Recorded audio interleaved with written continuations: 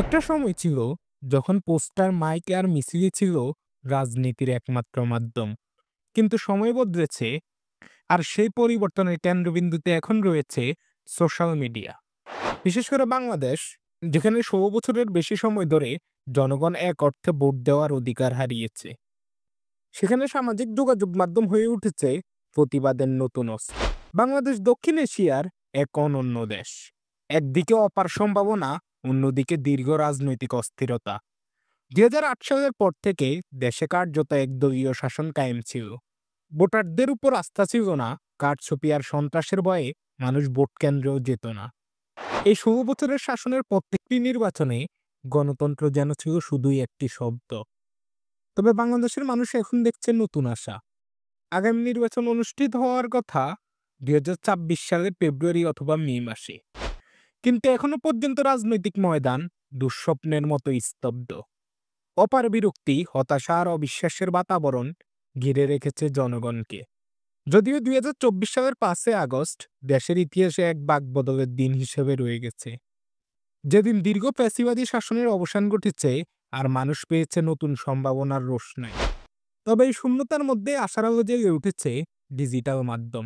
Facebook, YouTube, এই প্ল্যাটফর্মগুলো এখন শুধু বিনোদনের জায়গা নয়, হয়ে উঠেছে রাজনৈতিক লড়াইয়ের নতুন ময়দান।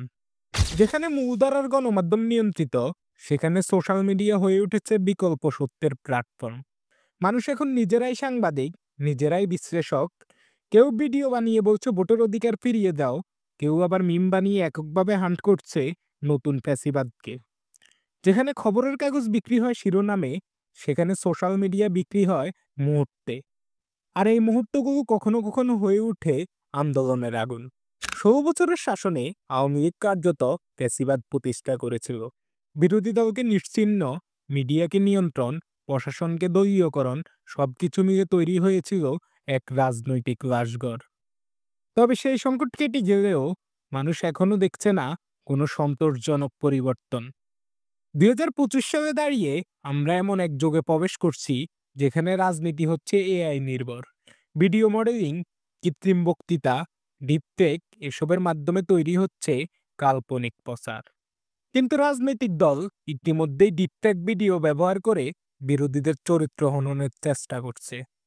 সোশ্যাল মিডিয়ার এই বাস্তবতায় আমেরিকার জন্ম দিয়েছে এক নতুন মুখ, জোহরান মামদানি। নিউ ইয়র্ক সিটির অ্যাস্টোরিয়া যাওয়ার নির্বাচিত প্রতিনিধি এই তরুণ, যিনি নিজের দলীয় প্রার্থীতা ঘোষণা করার পর মাটি থেকে উঠে এসেছেন।